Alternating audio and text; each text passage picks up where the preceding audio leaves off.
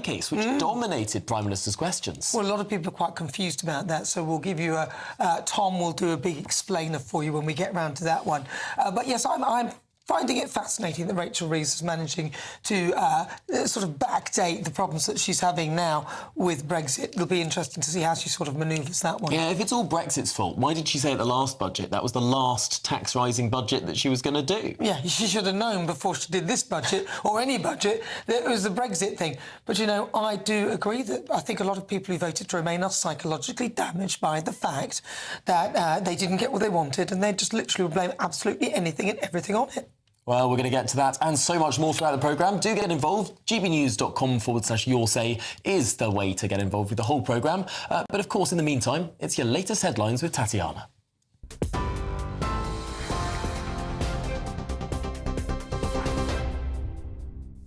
Tom, Nana, thank you very much. The top stories. Sir Keir Starmer says the government will publish the witness statement it submitted as part of the China spy case. The Prime Minister's government was under pressure to publish evidence it submitted in that case. Christopher Cash and Christopher Berry were charged in April last year under the Official Secrets Act, but charges were dropped last month. Both men say they are innocent. Last week, the head of the Crown Prosecution Service said the case collapsed because evidence could not be obtained from the government, referring to China as a national security threat. The Prime Minister has insisted the government did not give any direction to officials before they gave evidence on the China spy case. I'm deeply disappointed by the outcome. We wanted to see prosecutions. Mr. Speaker, I know just how seriously, rightly, that you take these matters. National security will always be the first priority of this government, and after legal advice, I have decided to publish the witness statement. Given the information contained, we will conduct a short process, but I want to make clear I intend to publish the witness statements in full.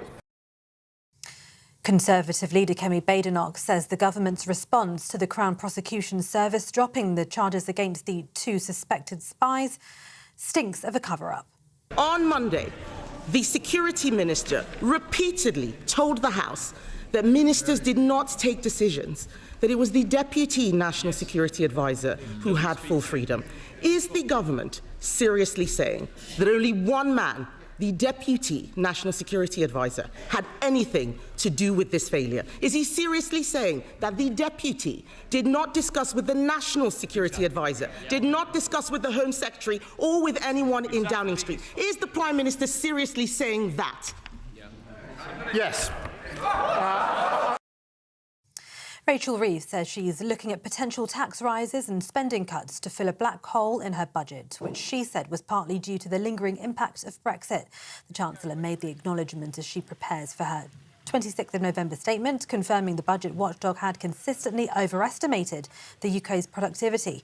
With no boom in economic growth, stubbornly high inflation and the mounting costs of government debt, Ms Reeves will have to fill a black hole estimated around £50 billion by some economists. She says the economy was still suffering from the impacts of leaving the European Union, austerity policies and Liz Truss's mini-budget. Shadow Minister for Policy Renewal and Development Neil O'Brien said Labour are full of broken promises. Came in and they spent 10 times more than they said they would before the election. They borrowed loads more money, and that combination of spending a lot more, taxing a lot more, tax rises that they said that they wouldn't do before the election, by the way, and borrowing a lot more, that has pushed economic growth down, and it's put us into a kind of vicious circle. They broke the promises before the election, they broke the promises they made after the election, and until something changes, we actually get a grip on spending in the way that the Conservatives are proposing, then we'll just end up in this vicious circle with the economy going down and down and down. Well, Chancellor Rachel Reeves insists it is the right thing to do to ensure the public finances always add up. Well, we've got the budget on the 26th of November, and I've always been very clear that we will continue to prioritise economic and fiscal stability in the UK because that is so important for renewal and investment. And so as we get the forecast and as we develop our plans, of course, we're looking at further measures on tax and spending to make sure that the public finances always add up. The Home Secretary is expected to call out Britain's failure to control its borders. Shabana Mahmood will say the government does not currently have control of Britain's borders and the migrant crisis is destroying trust in politicians and the credibility of the country. She's hosting counterparts from the Western Balkans and other European allies in London and will demand greater international cooperation to tackle small boat crossings.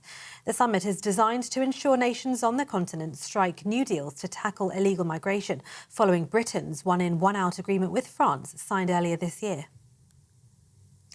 And finally, the Israeli military says one of the 4 bodies received from Hamas does not match any of the hostages. It says the terror group returned them last night, with others yet to be returned. The Red Cross retrieved the remains in coffins and handed them over to the Israeli military late last night. The transfer came after Israel warned it would restrict aid into Gaza until Hamas returned the bodies of all 28 deceased hostages. Hamas handed back 20 living hostages on Monday. The remains of 45 deceased Palestinians who'd been held in Israel were returned to Gaza yesterday, the Red Cross says. President Trump, meanwhile, has threatened to forcibly disarm Hamas if they refuse to give up their weapons.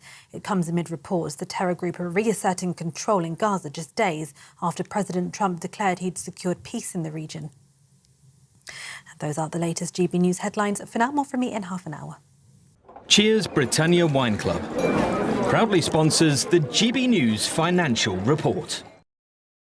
Here's a quick snapshot of the markets. The pound buying you $1.3362 and €1.1493. The price of gold is £3,145.54 per ounce. The FTSE 100 at 9,399 points. Cheers Britannia Wine Club proudly sponsors the GB News Financial Report.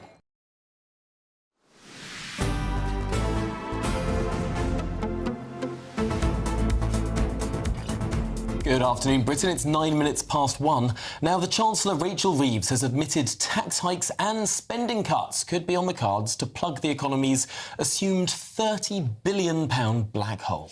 Now, she is blaming Brexit, austerity and the Tories for the state of the economy ahead of her visit to Washington. What's new? Meanwhile, the Prime Minister clashed with Kemi Badenoch over the collapse of the China spy trial, with Number 10 promising to publish witness statements. Right, let's speak to our political correspondent, Catherine Forster. Catherine, welcome. Now, I just noticed that during PMQs, nobody really talked about the economy, did they? And we noticed that Rachel Reeves is now blaming everything on Brexit, austerity and, surprise, surprise, the Tories. Yes, that struck me as well, Nana, because that, of course, is a thing uppermost in most people's minds as they wonder if they can afford to put the heating on, the price of shopping going up and up every time they go to the supermarket. And Rachel Reeves in America finally admitting that, yes, taxes are going to have to go up in the budget on the 26th of November. Let's take a little listen and look at what she had to say. After legal advice, I have decided to publish the witness statement. Given the information contained, we will conduct a short process, but I want to make clear I intend to publish the witness statements in full. Let me say this, to be clear, had the Conservatives been quicker in updating our legislation, a review that started in 2015, these individuals could have been prosecuted and we would not be where we are without. Well, apologies, that was a different clip to what I was expecting. But just to finish up on Rachel Reeves, she basically has admitted that there are going to be tax rises and possibly spending cuts coming in the budget. And the government have rediscovered the B word, the Brexit word. For a long time, they really didn't want to talk about it. The Prime Minister in particular, because, of course, he campaigned hard to rejoin for a second referendum. But they would like to pin some of the blame of the hole that they're in on Brexit. I think it's a pretty risky strategy, and well, let's see whether it works. But of course, Rachel Reeves did say that she would not have to come back for big tax rises like she did last year again, and it looks very much like she will. But on China, you just saw that clip from Prime Minister's questions. Pretty much the whole of PMQs was on this collapsed China spy trial, and fundamentally it's a fiendishly complicated story, but in simple terms, The government is saying there's nothing to see here. It's all about the evidence that existed under the previous government when these two men were originally arrested and charged, and that it's the fault of the Conservative government that they were not able to be prosecuted because the Conservatives, they say, the Labour says, hadn't designated China as a threat or an enemy. Now, the Conservatives say pretty much the opposite. They are blaming the Labour government very directly indeed. Kemi Badenoch said this government is too weak to stand up to China. This all stinks of a cover-up.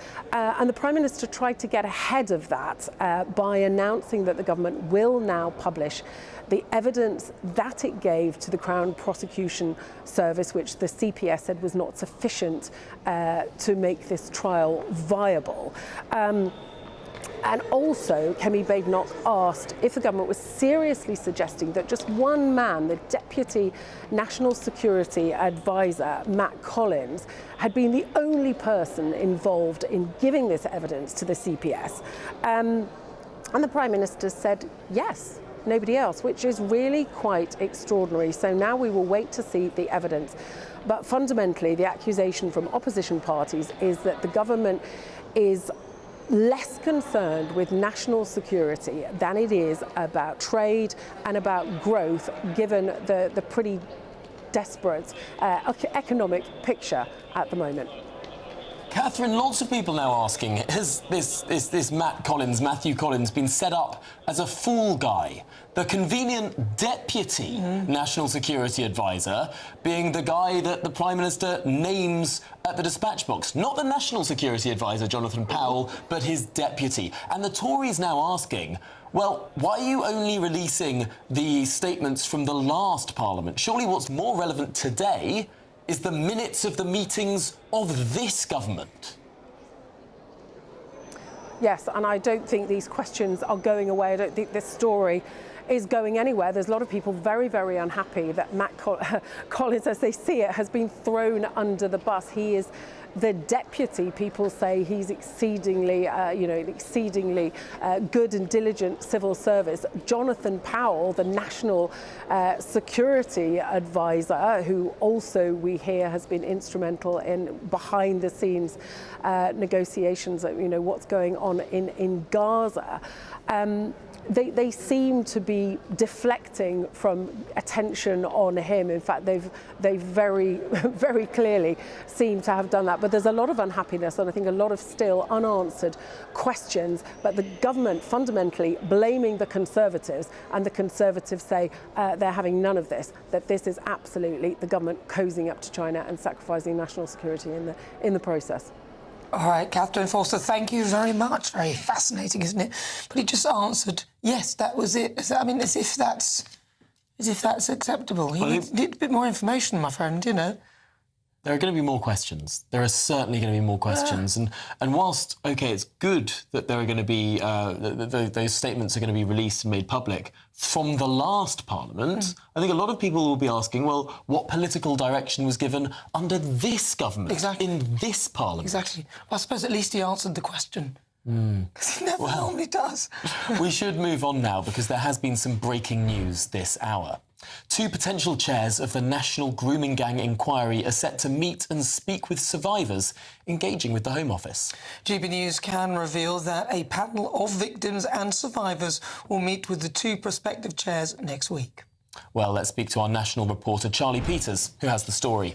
Charlie, it seems like something is finally moving here.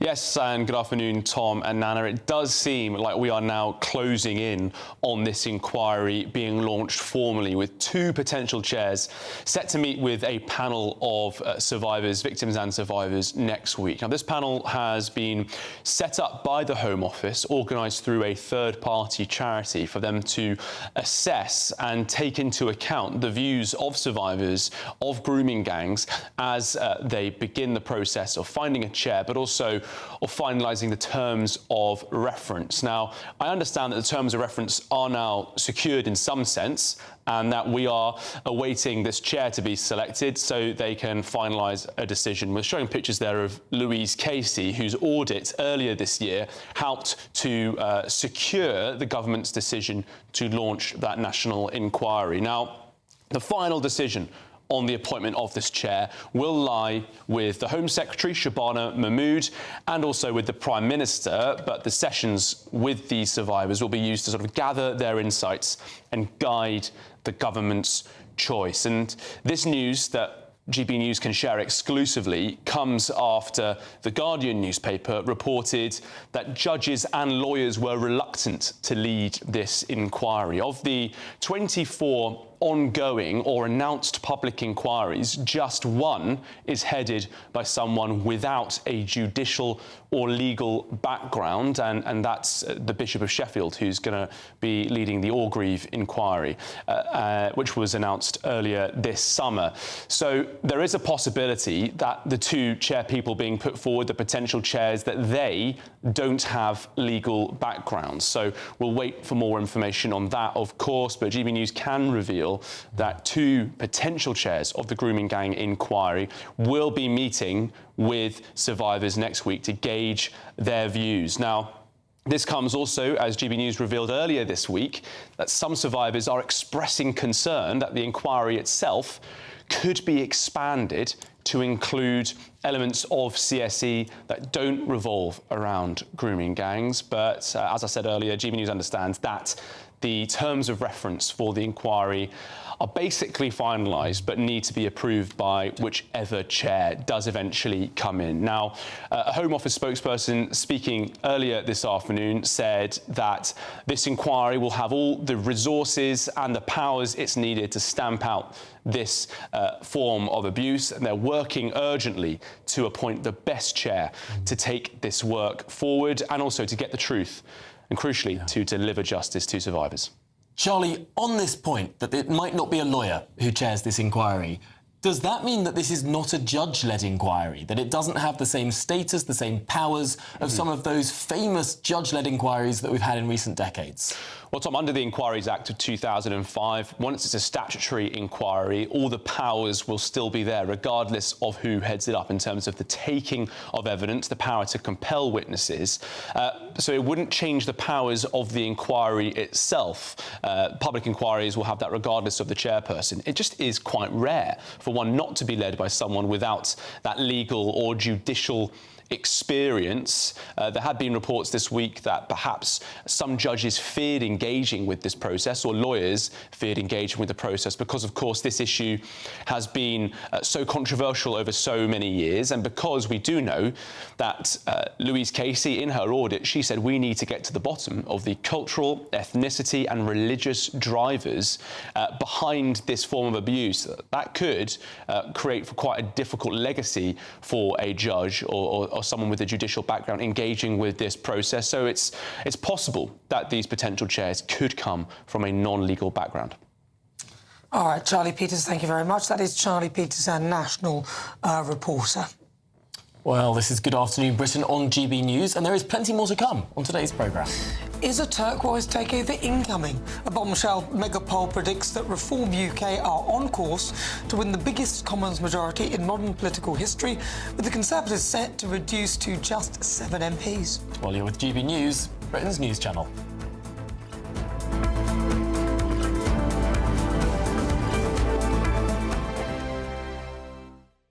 Britain deserves a newsroom that puts the facts and your voice first. Well, and that's what you get on GB News. Lively debates, lively conversation. And we're not afraid to hold power to account.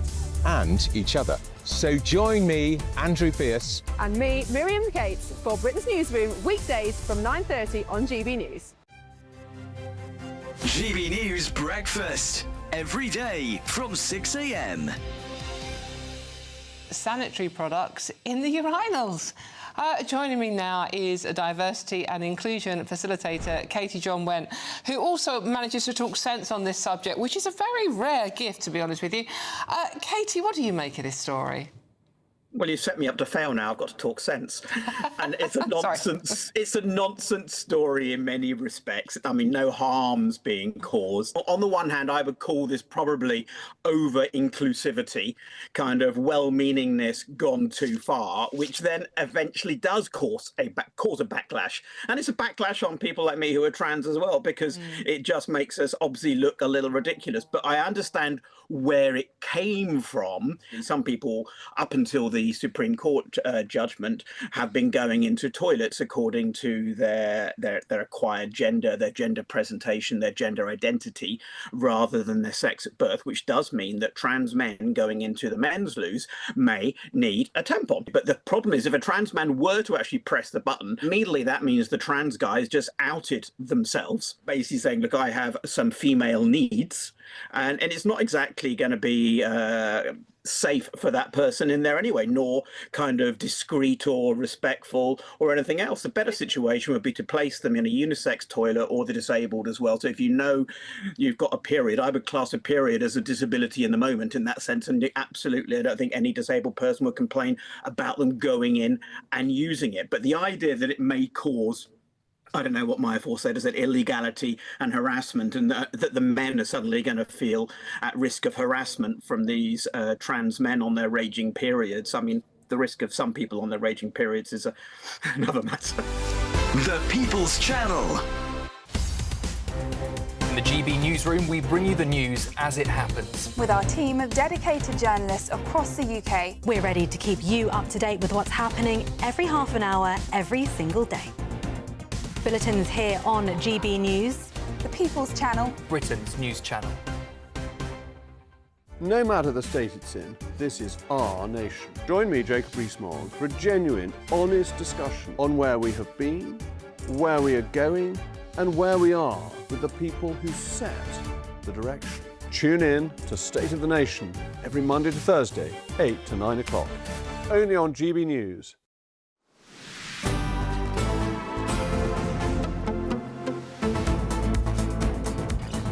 Good afternoon, Britain. It is 24 minutes after 1 o'clock now. A bombshell new megapoll has predicted that Reform UK are on course to win 445 seats, which would give them the biggest Commons majority in modern political history. Well, in the poll, if tactical voting is discounted, the Conservatives would be reduced to just 7 MPs, and several Labour heavyweights, including Rachel Reeves, Yvette Cooper and Ed Miliband, would all be unseated. But how realistic is this? Well, for more on this, let's speak to political strategist James Frayne. James, I think to get to this high polling number for Reform UK, there are a lot of variables. A, will they have enough MPs? But let's pretend they have, because obviously if they did it right now, they wouldn't have enough people sitting in the different constituencies. But how accurate does this... How have you worked this out? Well, there's, as you've alluded to, there's enormous caveats to polls like this. The way polls like this work is they have an absolutely enormous sample. That said, they still use a sort of computer program to effectively predict how many MPs are going to win in different sorts of seats. This far out, even very small changes in the polling results could produce wildly different results in terms of the number of MPs projected. So if Reform's vote share just changed a little bit, they would lose in this model many scores of MPs projected. I think the most interesting thing from this poll really is, aside from the fact that Reform are just polling overall, the overall projected vote share is very high. The most interesting thing in this poll is really that they are competing in effectively three-way elections right across the country. So in the past, Reform have been very strong in the Midlands and the north of England. But at the moment, they're showing that they are competing in practically every single seat you can possibly imagine. And this means that people from wildly different backgrounds, people that previously perhaps voted Conservative, previously perhaps voted Labour, are now considering a Reform vote. So they are riding very high in polls like this, but often with very narrow majorities projected. So it doesn't mean the poll is wrong, but it does mean this far out, as I say, even minor changes in projected vote share would produce massively different results. And this is the really interesting thing about this MRP poll specifically. It had two different versions of itself. One where it tried to take into account tactical voting, and one where it didn't. Because I suppose one of the big arguments that the Labour Party will have is, if it's a Labour versus Reform fight, it's unlikely that the Greens and the Lib Dems, maybe even some Liberal Tories, that they would all behave normally. That those people wouldn't change their minds and vote tactically one way or another, as we saw across the board enormously in the last general election. There was tactical voting to kick the Tories out in a vast number of seats. Carol Vorderman, remember her? Now, could there be tactical voting to stop Nigel Farage? That shifts the numbers massively. Yes, exactly. So I think the electorate is becoming more and more aware of the power of tactical voting. As you said, we saw it at the last election. People wanted to vote for different parties to kick the Tories out.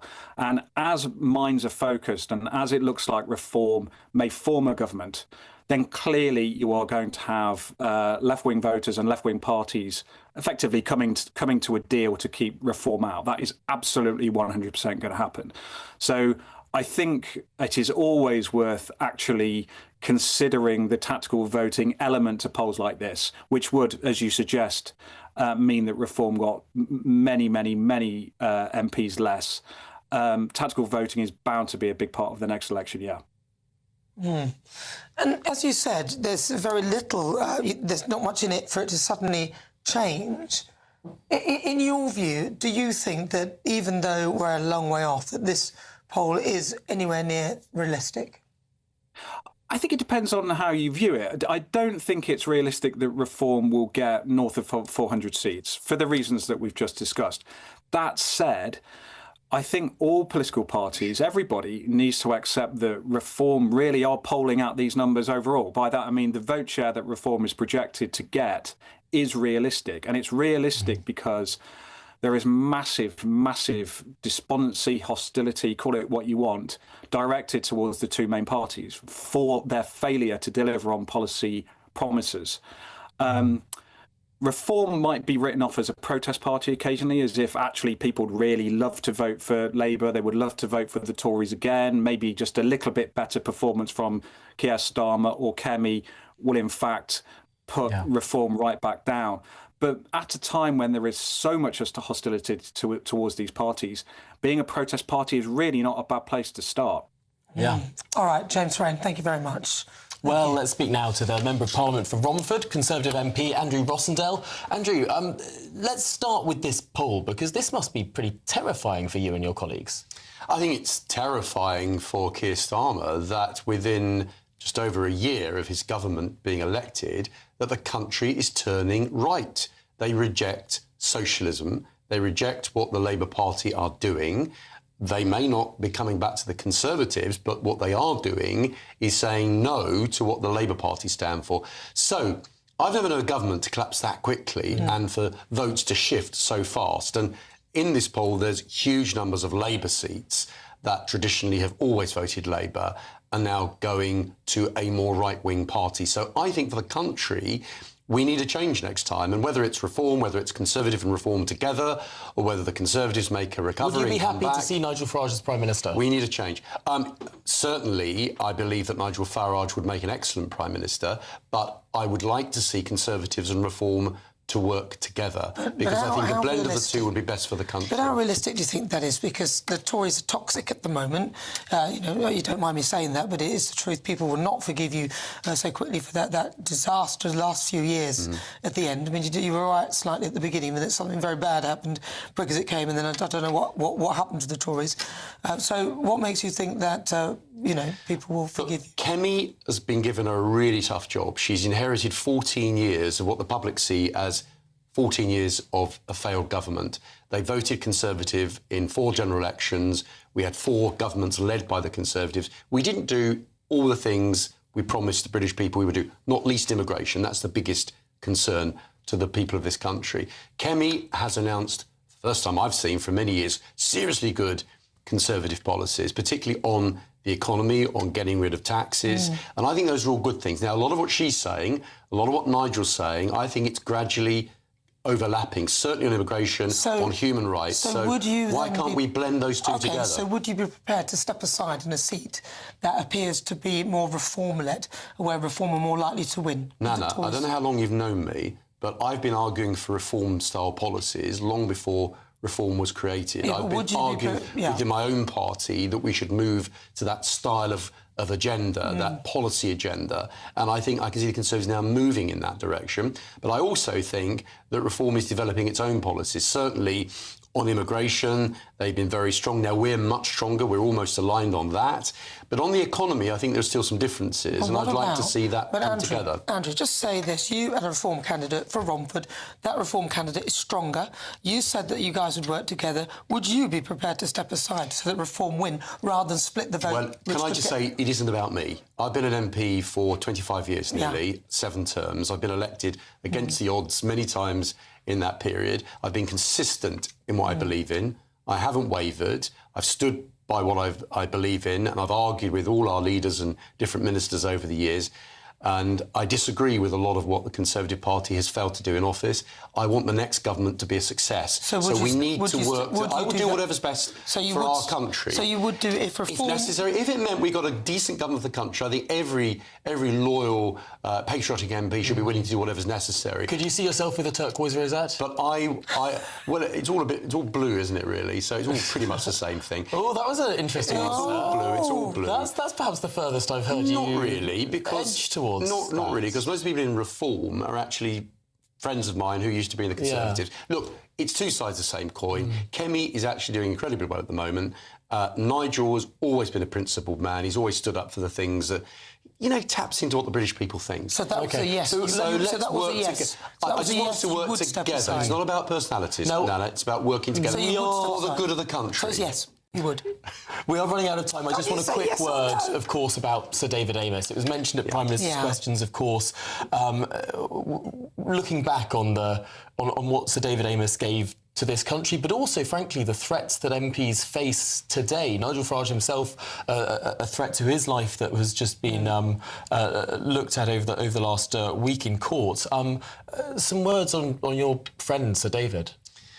So, yes, it's a deeply tragic moment for all of us that knew David, and I knew him since I was a teenager. He was my best friend in Parliament, really.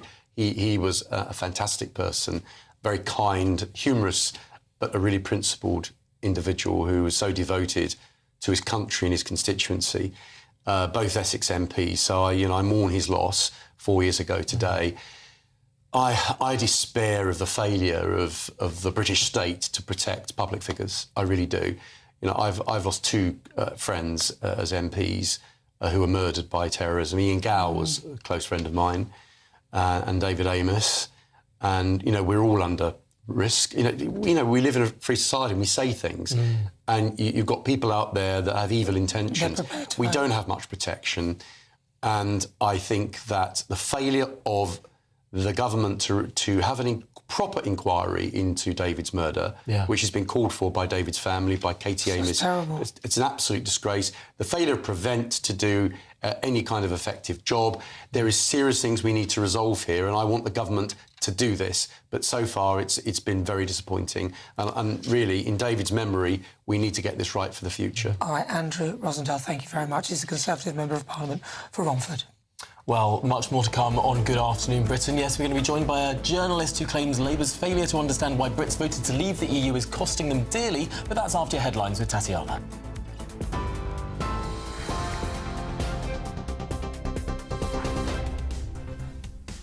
Good afternoon. Sir Keir Starmer says the government will publish the witness statement it submitted as part of the China spy case. The Prime Minister's government was under pressure to publish evidence it submitted in the case. Christopher Cash and Christopher Berry were charged in April last year under the Official Secrets Act, but charges were dropped last month. Both men say they're innocent. Rachel Reeves says she's looking at potential tax rises and spending cuts to fill a black hole in her budget, which she said was partly due to the impact of Brexit. She says the budget watchdog has consistently overestimated the UK's productivity. The Israeli military says one of the 4 bodies received from Hamas does not match any of the hostages. It says the terror group returned them last night, with others yet to be returned. Royal Mail has been fined £21 million after almost a quarter of first-class post arrived late. Those are the headlines for now. More in half an hour. You can now watch GB News live across the United States of America and the world on Truth Plus. Scan the QR code to find out more, or visit gbnews.com/truth.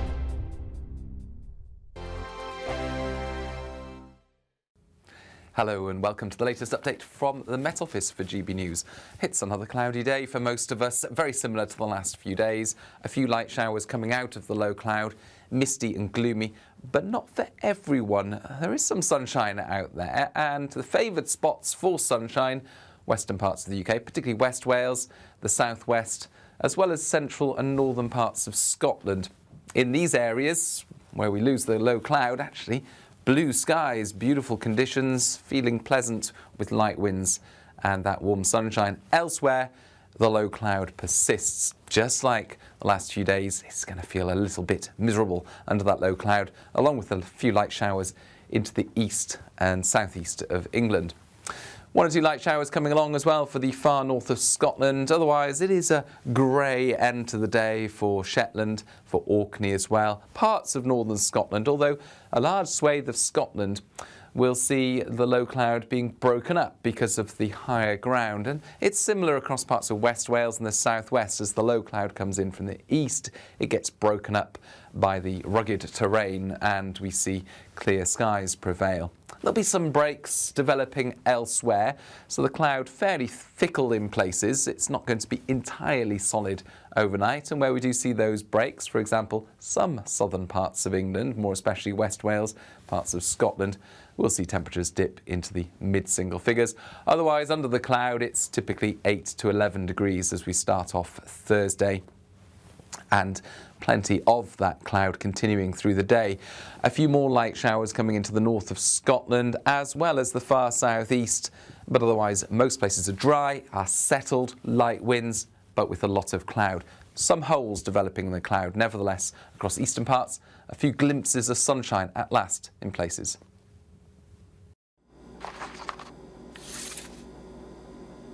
Crash Law 24 sponsors GB News Traffic and Travel Report. Good afternoon. This is the latest AI travel news from gbnews.com. The A9 is currently restricted northbound at Cairney Bray between Chapelbank and Crossgates due to a broken down vehicle blocking the roadway. Drivers should expect delays and are advised to approach with caution in this area.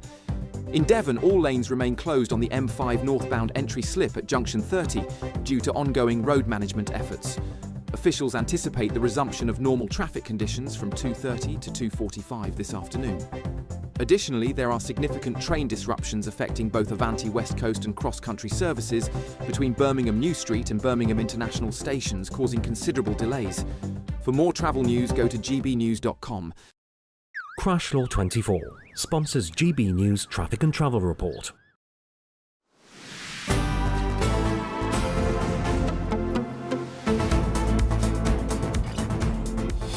Good afternoon, Britain. It's now 20 to 2, and the columnist Annabel Denham says that Labour's failure to understand why Britain decided to leave the EU is now costing them dearly. Yes, I like to call it BDS, Brexit Derangement Syndrome.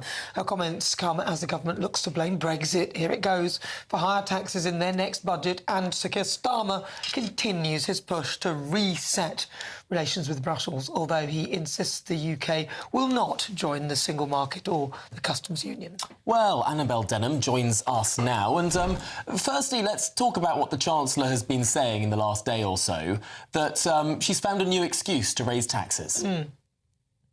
Yes, she has indeed, perhaps sensing that the public were tiring of her endless whinging about the economic inheritance that she was bequeathed by the previous Tory administration. She's decided to slightly change tack and blame Brexit for all of our economic woes, when in fact a large part of the problem are the policy decisions that Labour have made since coming into power, and specifically that £40 billion tax rise at last year's budget. And now, of course, she's going to be coming back for more taxes on November the 26th. So she, along with Red Streeting and others, are trying to suggest that it's all because of the decision to leave the European Union back in 2016. That's why they've got to raise taxes. And they're trying to say that ultimately it's behind our stagnating productivity over the last, couple of decades, really. It actually stems back not to 2016, but to the 2008 financial crisis. And there are lots of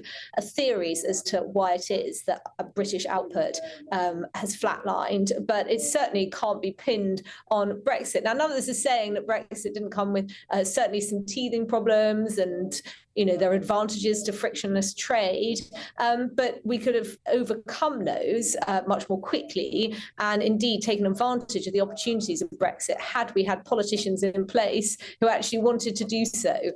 So no, I mean, it simply doesn't hold water. But unfortunately, I think given how wedded the Labour Party are to rejoining, this is not the last we're going to hear of it.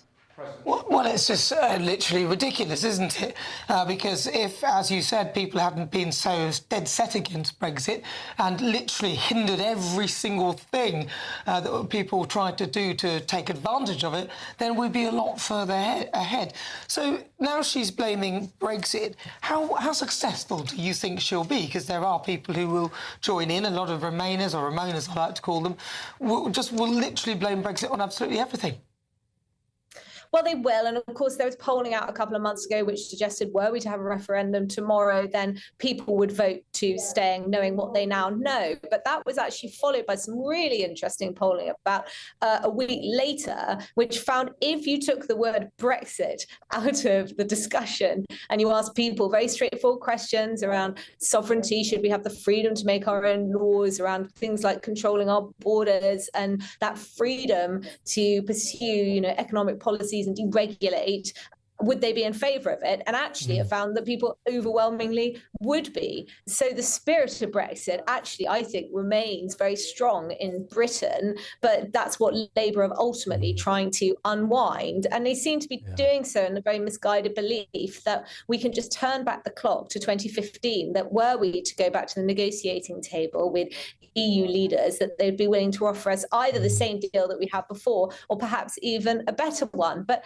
as we saw with that Brexit reset earlier this year, ultimately we gave away some fundamental freedoms in exchange for some piddling technicalities that we probably could have got from the EU anyway. Well, that's the great irony, isn't it, Annabelle? That actually, I mean, in the time since the last budget, towards this budget, in that time when the economic situation has deteriorated, we've actually become closer to Brussels, not further away. Now, that's not all of the picture. And of course, there's another thing that the Chancellor's saying, which is true. We are growing faster than Germany, than France, than Italy, than the other big European countries. She's boasting about having the second highest growth in the G7, although very low growth it is indeed. I mean, surely these two things can't both be true, that we're doing so much better than these big European countries, but we would be doing, but we need all these taxes because of Brexit, because we're doing worse. I mean, this is totally contradictory. It is. I mean, it's completely inconsistent. If being in the single market was such a benefit, the sort of benefit that Remainers like to claim, then why is it that our economy is outperforming those in the European Union? And the outlier when it comes to the G7 economies, of course, is America. So and that's not in the single market either. So it just, this argument just doesn't stand in the same way that her claims that, the current mess is all the Tories' fault doesn't stand, because when she became our Chancellor, there was a £20 billion black hole, and now by some estimates there's a £50 billion black hole. I think, at some point Labour are going to have to stop trying to scapegoat everybody else and take some responsibility for the decisions that they've made, which have worsened significantly our economic outlook. Annabelle Denham, thank you very much. Really good to talk to you. Yes, I hear you. They've made it worse. I mean, if it was bad before they got in, what have they done to it? The hole is double size. It's going to be grim, isn't it, next month? She might fall in it, though, Rachel. Well, she's over in Washington, D.C., because it's the IMF gathering. And do you remember back in 2022, October 2022, the then Chancellor, Kwasi Kwarteng, was over in D.C. Oh, yes, He had to come back early, and he was fired while he was on the plane over. Now, I'm not suggesting that's going to happen to Rachel Reeves, but what a moment to remember. This is Good Afternoon Britain on GB News. Lots more still to come. Esteemed chef Charlie Bingham has been accused of ready meal rip-off after launching a range of luxurious ready meals that cost up to 30 quid. Goodness me. Well, if you want to have some cheaper food abroad, here's the weather in Europe.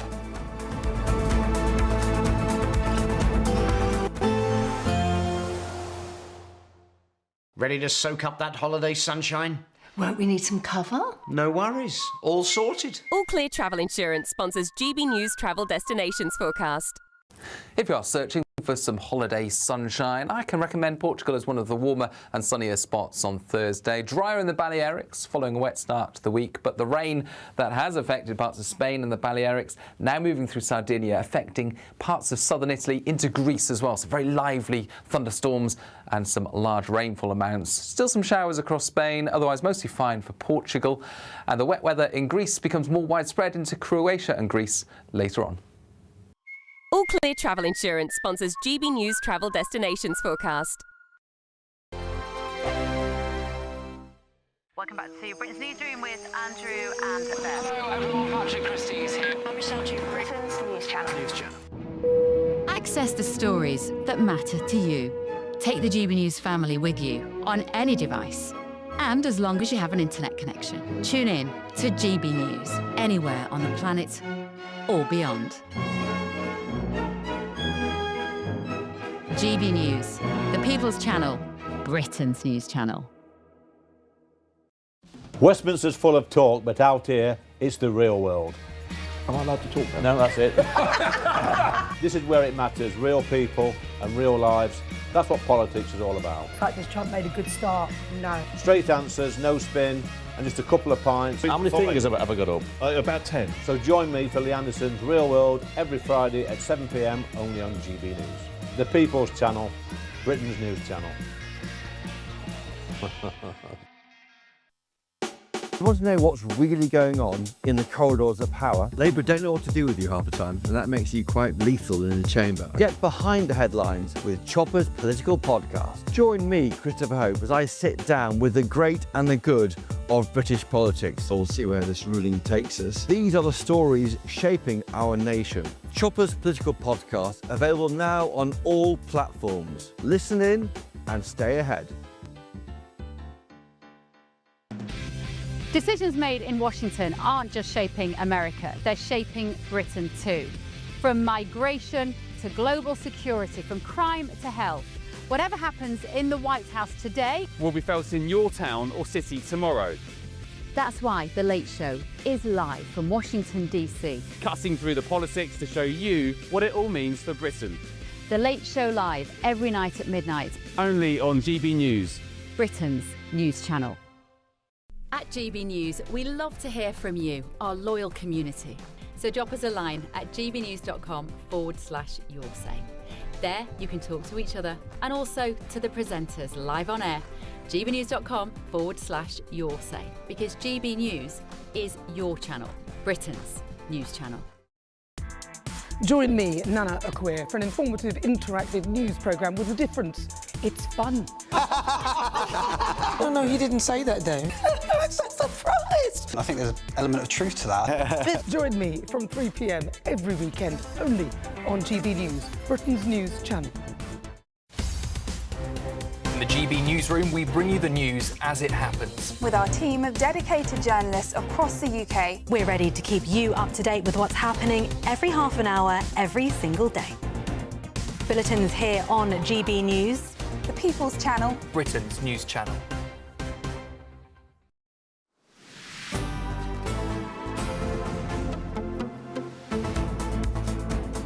Good afternoon, Britain. Now, fancy a fine dining night in? Food entrepreneur Charlie Bingham is launching a luxurious new ready meal range costing up to £29.95. It's a bit expensive. That's not fooling anyone. 5 pence off 30 quid is still 30 quid. Well, Charlie Bingham says it's all still cheaper than dining out, but tastier than a takeaway pizza. Well, from salmon Wellington to venison Bourguignon. Oh, very bourgeoisie. He says it's all about bringing the restaurant experience home. Yes, but roughly about the same price, really. Joining us now to discuss this is nutritionist Nicola Ludlam-Rain. Now, Nicola, it sounds good, but ready meals are never good. They're full of preservatives, salt, and loads of other bits and pieces, starches, and all sorts of other things. 30 quid, is that per meal? That's one meal, £30. That seems quite a lot. Is he deluded? Yeah, it's a premium product. The £30, it's for two people. I'm based in Yorkshire. I can't actually repeat on air what my husband said when I told him the price. They're usually around the £10 mark. And I think one of the reasons for these meals is that, as you said, the price of going out to eat is going up. However, I would argue that when somebody goes out to eat, it's because they want the experience of going out. Perhaps it's with other friends and family. They don't want to do any washing up. They want to get out of the house. And social connection is good for health. And the ready meal doesn't tick that box. There may be a cohort of people out there who this suits. It's not myself, and it's not the majority of my patients. When it comes to ready meals, you mentioned like the ultra-processed nature. They come on a spectrum of health, and some are better than others. I think my top tips is just to flip over the pack and look at the ingredients list. It goes from biggest to smallest, and if there's a lack of fruit and veg, add it yourself. But more money doesn't always mean better. This is one of the sad things, isn't it? Some of the cheapest things to buy in the supermarket are carrots or broccoli. It's good for you can buy a big bag of carrots for 20p, 30p. I mean, the idea that we need to be spending this much money on food, it's extraordinary. The cheaper food is actually some of the healthiest. Well, it's great if you're a rabbit and you only eat carrots, but you're going to want more than that. I'll tell you what, when I was first moved to London and was not on a high wage at all, and my rent was through the roof, I snacked on carrots the whole time, a 30p bag of carrots. But Nicola, this is perhaps sending people in the wrong direction. Yeah, I mean, my top tips, two main things. If you want to save money, do a meal plan for the week, because cooking once, eating twice, if you can cook in bulk, like a bolognese, whether that's with lentils or with lean mince, you can bulk it out with some kidney beans, you can add your carrots in there, you can have it one day, you can have it the next, whack it in the freezer. You can also and quickly your second. Second, switch to frozen fruits and veg and tinned beans and tinned fish as well. It doesn't always have to be fresh. All right, Nicola Ludlam-Rain, thank you very much. This is Good Afternoon Britain. Stay with us. Lots more still to come after the weather. Expect warm spells with the odd rude interruption. Boxed Boiler sponsors the weather on GB News. Hello and welcome to the latest update from the Met Office for GB News. It's another cloudy day for most of us, very similar to the last few days. A few light showers coming out of the low cloud, misty and gloomy, but not for everyone. There is some sunshine out there, and the favoured spots for sunshine, western parts of the UK, particularly West Wales, the southwest, as well as central and northern parts of Scotland. In these areas, where we lose the low cloud, actually, blue skies, beautiful conditions, feeling pleasant with light winds and that warm sunshine. Elsewhere, the low cloud persists. Just like the last few days, it's going to feel a little bit miserable under that low cloud, along with a few light showers into the east and southeast of England. One or two light showers coming along as well for the far north of Scotland. Otherwise, it is a grey end to the day for Shetland, for Orkney as well. Parts of northern Scotland, although a large swathe of Scotland will see the low cloud being broken up because of the higher ground. And it's similar across parts of West Wales and the southwest. As the low cloud comes in from the east, it gets broken up by the rugged terrain and we see clear skies prevail. There'll be some breaks developing elsewhere, so the cloud fairly fickle in places. It's not going to be entirely solid overnight, and where we do see those breaks, for example, some southern parts of England, more especially West Wales, parts of Scotland, we'll see temperatures dip into the mid-single figures. Otherwise, under the cloud, it's typically 8 to 11 degrees as we start off Thursday. And plenty of that cloud continuing through the day. A few more light showers coming into the north of Scotland as well as the far southeast, but otherwise most places are dry, are settled, light winds, but with a lot of cloud. Some holes developing in the cloud, nevertheless, across eastern parts, a few glimpses of sunshine at last in places. Expect warm spells with the odd rude interruption. Boxed Boilers sponsors the weather on GB News. There's just 3 weeks left to see how you could be our biggest winner this year. First, you could be driving away with this brand new Benamar Primera motorhome. This luxury vehicle comfortably sleeps 4, has its own fitted kitchen and bathroom areas, and comes complete with fitted awning and bicycle rack. And that's not all, as we'll also give you a whopping £30,000 in tax-free cash to spend however you like. For another chance to win, text WIN to 63225. One entry costs £2.50 plus one standard network rate message. Or text BONUS to 63225. 5 entries cost £5 plus one standard network rate message. Go to gbnews.com/win. Entries start at £2.50. Call 0903 686 3232. Calls cost £2.50 plus your network access charge. Or post your name and number to GB16 PO Box 8690 Derby DE1 9TT. UK only. Entrance must be 18 or over. Lines close at 4 p.m. on the 31st of October. Please check the closing time if listening or watching on demand. Britain was once the envy of the world. But look around. A nation that no longer knows what it is or where it's going. A country that's broken. How do we fix Britain? How do we bring it back? Friday night with Matt Goodwin at 8 p.m. only on GB News. You want to know what's really going on in the corridors of power? Labour don't know what to do with you half the time, and that makes you quite lethal in the chamber. Get behind the headlines with Chopper's political podcast. Join me, Christopher Hope, as I sit down with the great and the good of British politics. We'll see where this ruling takes us. These are the stories shaping our nation. Chopper's political podcast, available now on all platforms. Listen in and stay ahead. At GB News, we love to hear from you, our loyal community. So drop us a line at gbnews.com/yoursay. There you can talk to each other and also to the presenters live on air. gbnews.com/yoursay, because GB News is your channel, Britain's news channel. Hi, I'm Michelle Dewberry, and my show is your opportunity to cut through all the noise and dive in headfirst to some robust debates. Ideas clash. Situation, No, because the failure is you're deliberately avoiding my point. Nothing's held back, And if you think this is the end of it, wait for more. and we do not shy away from the difficult stuff. Sometimes I want to shake people and say, if only you understood. So join me on Jubes & Co. weeknights at 6 p.m. only on GB News, Britain's news channel. Join me, Nana Akua, for an informative, interactive news programme with a difference. It's fun. No, he didn't say that, though. I'm so surprised. I think there's an element of truth to that. Join me from 3 p.m. every weekend, only on GB News, Britain's news channel.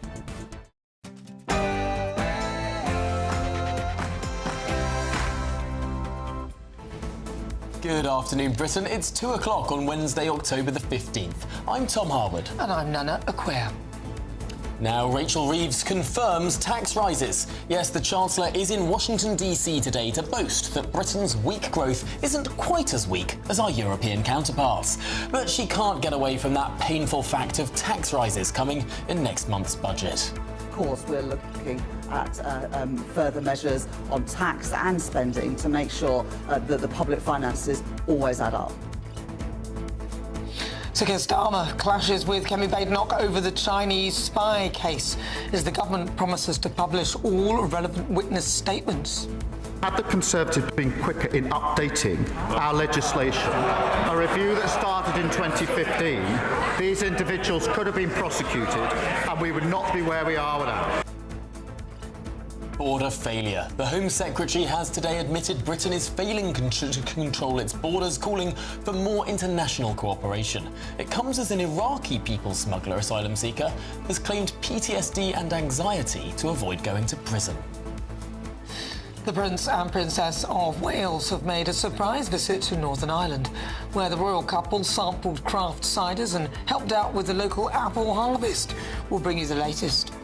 And we'll have the latest on sumo wrestling coming to London. Yes, the prestigious Royal Albert Hall due to play host to 40 larger-than-life wrestlers in the Grand Sumo tournament. It's only the second time in the history of the tournament that it's left Japan.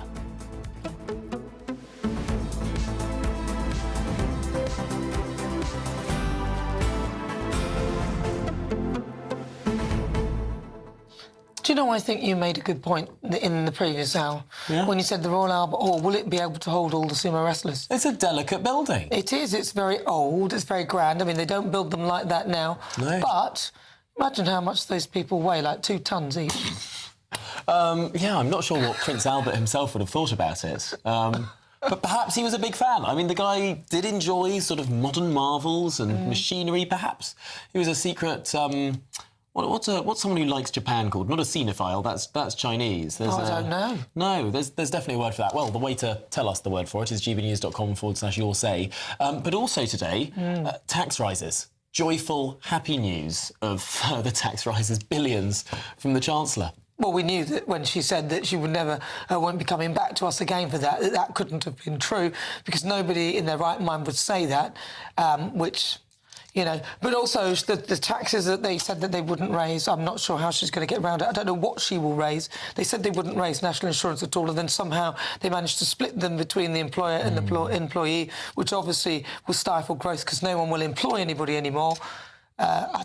Well, this is one of the arguments. Could they do something clever? So they don't change the headline rate of the tax, but they change who pays the tax. They change the thresholds, or they change the number of things that, for example, VAT applies to. So they can keep their promise on the technicality, staying the rate the same, but have it apply to many more things. They could raise tax that way, or slightly breaking their manifesto, but arguably not. Well, they'll come for the landlords, of course, because landlords don't pay national insurance.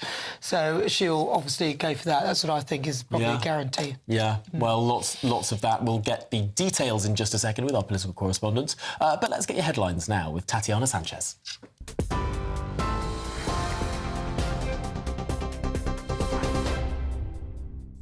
Tom, thank you and good afternoon. The top stories this hour. Sir Keir Starmer says the government will publish the witness statement it submitted as part of the China spy case. The Prime Minister's government was under pressure to publish evidence it submitted in the case. Christopher Cash and Christopher Berry were charged in April last year under the Official Secrets Act, but charges were dropped last month. Both men say they're innocent. Last week, the head of the Crown Prosecution Service said the case collapsed because evidence could not be obtained from the government referring to China as a national security threat. The Prime Minister has insisted the government did not give any direction to officials before they gave evidence on the China spy case. I'm deeply disappointed by the outcome. We wanted to see prosecutions. Mr. Speaker, I know just how seriously, rightly, that you take these matters. National security will always be the first priority of this government, and after legal advice, I have decided to publish the witness statement. Given the information contained, we will conduct a short process, but I want to make clear I intend to publish the witness statements in full. Conservative leader Kemi Badenoch says the government's response to the Crown Prosecution Service dropping the case against the 2 suspected spies stinks of a cover-up. On Monday, the Security Minister repeatedly told the House that ministers did not take decisions, that it was the Deputy National Security Advisor who had full freedom. Is the government seriously saying that only one man, the Deputy National Security Advisor, had anything to do with this failure? Is he seriously saying that the Deputy did not discuss with the National Security Advisor, did not discuss with the Home Secretary or with anyone in Downing Street? Is the Prime Minister seriously saying that? Yes. Rachel Reeves says she's looking at potential tax rises and spending cuts to fill a black hole in her budget, which she said was partly due to the lingering impact of Brexit.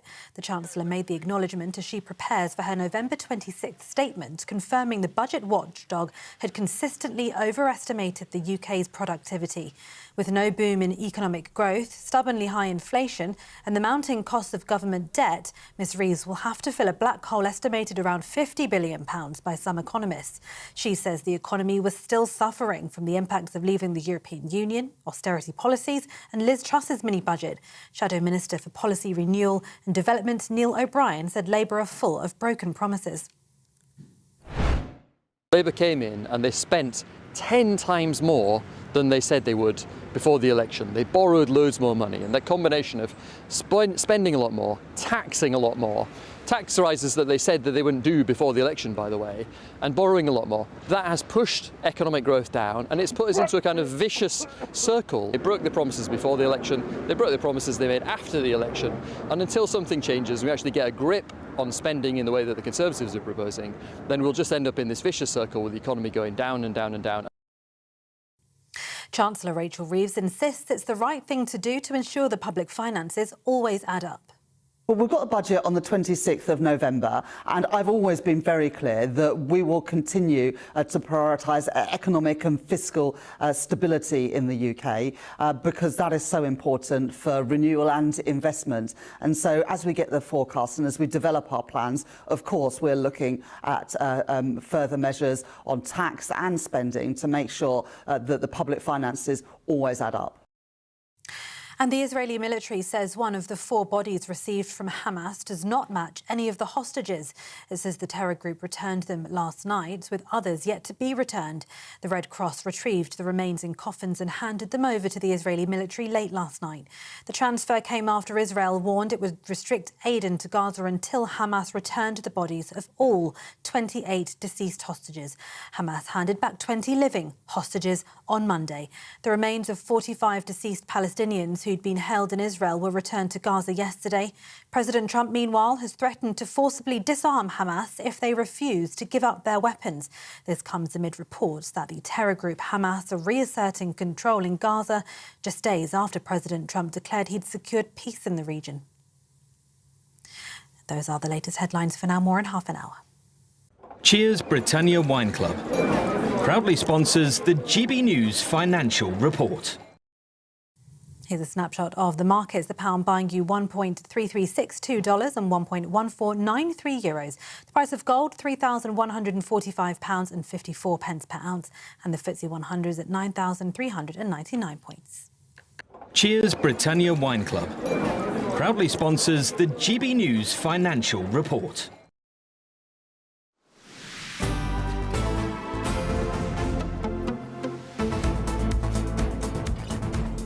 Good afternoon, Britain. It's 8 minutes past 2. Now, the Chancellor, Rachel Reeves, has admitted that tax hikes and spending cuts could be on the cards to plug the economy's £30 billion black hole. Now, she is blaming Brexit, austerity and the Tories for the state of the economy ahead of her visit to Washington, D.C. Interesting and novel to blame austerity, which is fiscal consolidation, which is spending cuts, for her need to do spending cuts. Strange. Well, the Prime Minister clashed with Kemi Badenoch, meanwhile, over the collapse of the China spy case, with Number 10 promising to publish the witness statements. Well, let's speak to our political correspondent, Olivia Attlee. Right, should we start with the economy? It feels as though this current government are blaming everybody else but themselves when, if we look at it, the latest figures in terms of unemployment and so on and so forth have actually been exacerbated during their watch. Well, I mean, yes, I think it's fair to say that the Conservatives didn't leave the economy in a wonderful state when they left office last year, but I think it is also fair to say that in the year and a half since Labour took office, the economy has got into a worse state. As you mentioned, those unemployment figures are up. The headline unemployment rate is now 4.8%, but the actual unemployment rate is much, much higher than that because the headline figure only shows people who are looking for work. And as we know, there are lots and lots of people who have been signed off work, who are on lifetime benefits, who aren't looking for work and are therefore unemployed but don't count in the unemployment statistics.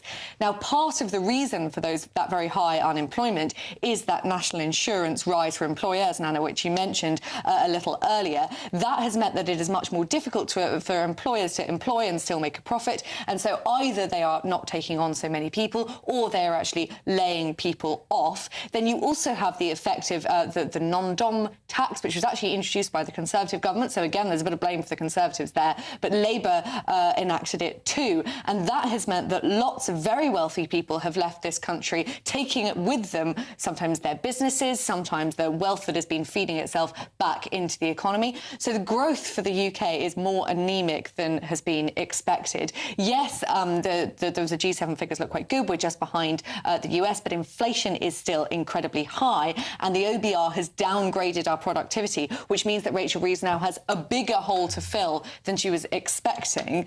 Well, this is the irony, isn't it? Yes, we're growing faster than any other G7 European economy, but how can the Chancellor crow about that and saying, look how good our growth is? It's not good, it's low, it's just not quite as low as Germany, France and Italy. But then on the other hand say Brexit is to blame for our low growth. When look at those big European countries, they're even worse off than we are. Well, Rachel Reeves is essentially just in a very, very tricky position and is desperately looking for someone to blame, because she now with this hole that she has to fill, she thinks that she needs to get money in as fast as she can from tax receipts. Conservatives might argue that actually the way to get the economy going again is to lower taxes and try and get growth going a little bit, and then you might raise more taxes from tax revenue in the future.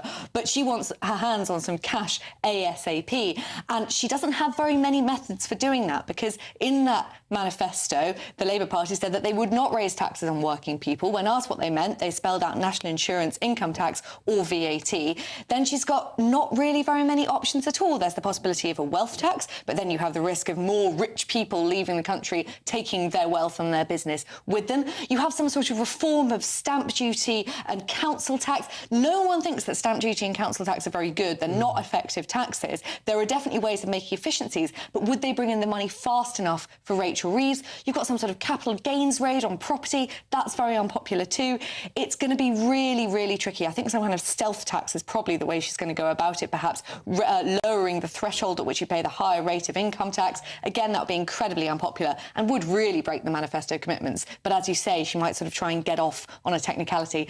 It's not going to be a fun budget on November the 26th, I'm afraid. Has she mentioned spending cuts much? She has mentioned spending cuts. This is the first time, actually, that she said that the government might consider spending cuts. That is going to go down really, really badly among Labour MPs, because Labour MPs were worried in the last budget that Rachel Reeves was going to kind of bring back some form of austerity. You've got lots of ministers clamouring for more money in their budgets, and it sounds as though Reeves is actually going to take some of that money away. So she's going to be in trouble from both the left and the right, both of her own party and the Conservatives, and of course Reform too. Now, Olivia, we were both up at the Conservative Party conference last week, where the Shadow Chancellor Mel Stride set out £47 billion of spending cuts that the Conservatives say they'd do were they in power. I can't help but notice 47 is a bigger number than 30, and 30 billion is the presumed black hole. I mean, can't Rachel Reeves just steal the Tories' homework and make those spending cuts and not raise any taxes at all? Well, some of the spending cuts that Mel Stride was proposing, in fact, quite a large chunk of that money is from reforming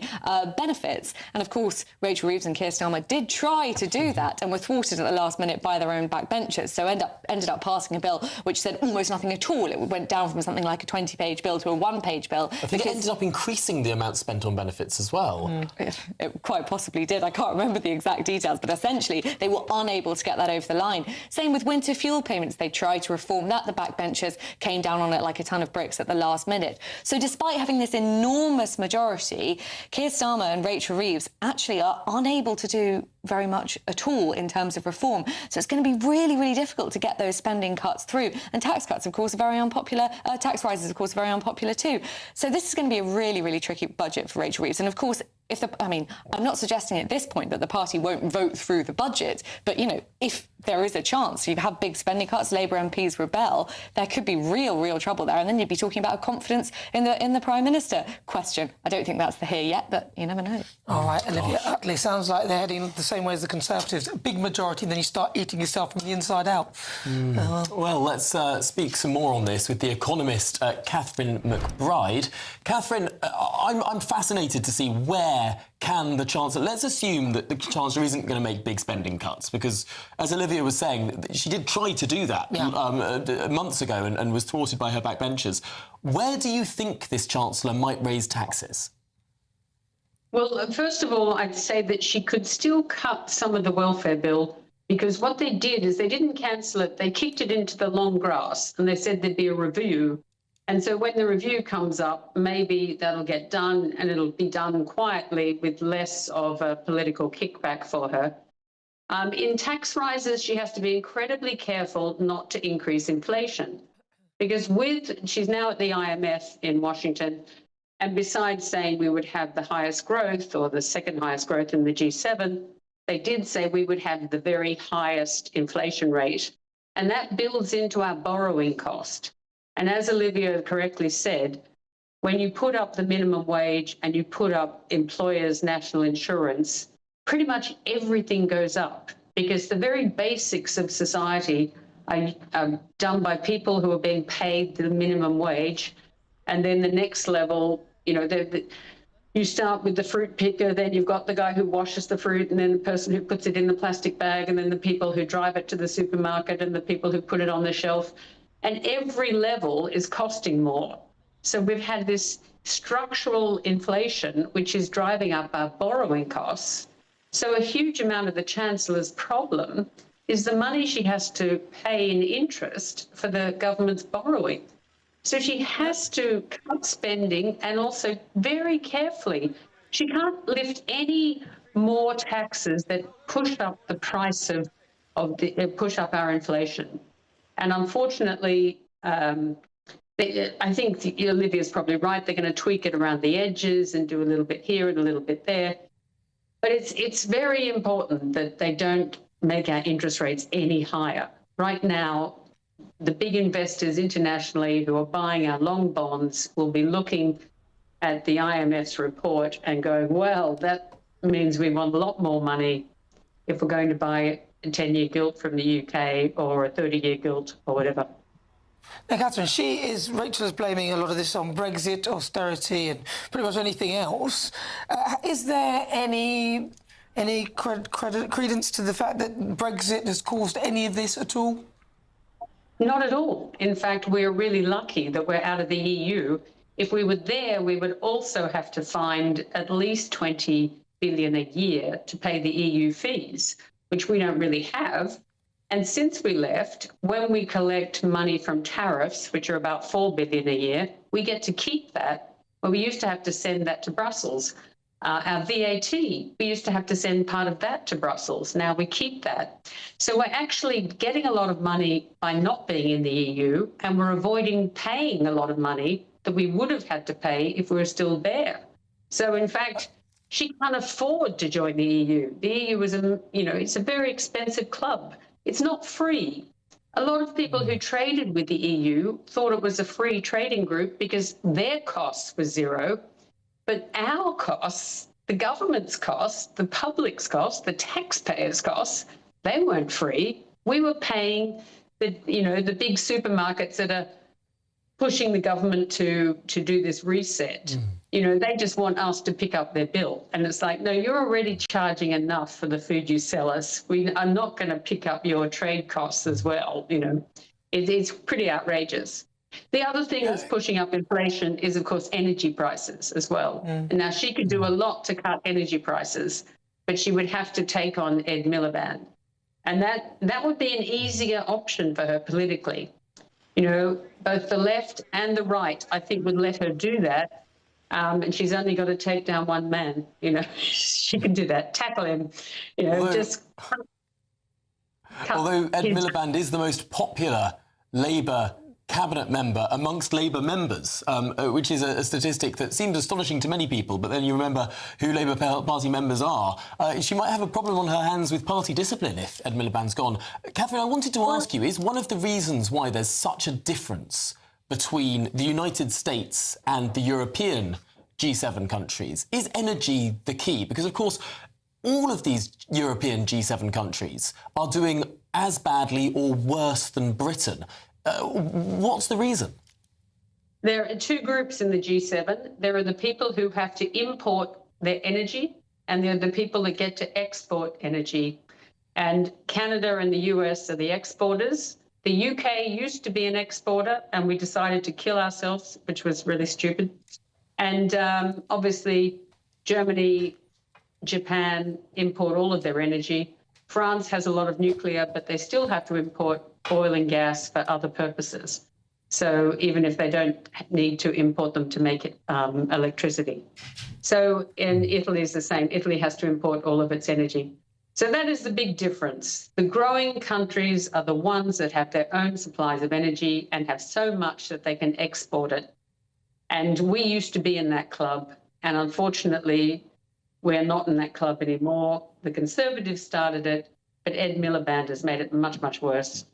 And now he's giving away $8 £1.5 billion to carbon capture and all of these things that are making no difference to the world because China and India are pushing out more industry, more manufacturing.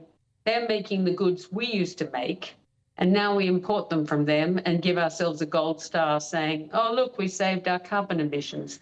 No, we didn't. We just sent our carbon emissions to China and pretended that we were, doing a great job. It's really sad. I mean, I hear you, Catherine, completely. We are one planet. The CO2's over there or over there. It's still in the same place. Catherine McBride, OBE, thank you very much. She's an economist and fellow for the Centre of the Brexit Policy. Yes, that's very sensible. I'm so glad to hear her so eloquently express that. And it's one of those things that we don't often talk about. Everyone will talk about trading relationships or whatever, but fundamentally, energy underpins just about everything. You've got expensive energy, you've got a broken economy. Right, well, now it's time for the Great British Giveaway. Here are all the details you need to make it yours. You're not going to want to miss our greatest Great British Giveaway so far. You could bank an incredible £30,000 in tax-free cash to spend however you like. And if that wasn't enough, you'll also get to drive away in this brand new motorhome. With thanks to Marquis Leisure, this brand new 2025 Benimar Primero could be yours. It comes with all the mod cons you'd expect from a vehicle worth over £74,000 and comfortably sleeps 4 people. This prize package is worth over £104,000. And remember, if you can dream it, you can drive it away. For another chance to win, text WIN to 63225. One entry costs £2.50 plus one standard network rate message. Or text BONUS to 63225. 5 entries cost £5 plus one standard network rate message. Go to gbnews.com/win. Entries start at £2.50. Call 0903 686 3232. Calls cost £2.50 plus your network access charge. Or post your name and number to GB16 PO Box 8690 Derby DE1 9TT. UK only. Entrants must be 18 or over. Lines close at 4 p.m. on the 31st of October. The winner will be contacted live on GB News, week commencing 10th November. Please check the closing time if listening or watching on demand. Good luck. Good luck indeed. Well, this is Good Afternoon Britain on GB News, and there's plenty more coming on between now and 3. Home Secretary Shabana Mahmood has admitted the UK has lost control of its borders and calls for greater international cooperation to get a grip on the problem of illegal immigration. Yes, we'll have the details there and much more besides. You're with GB News, Britain's #1 news channel.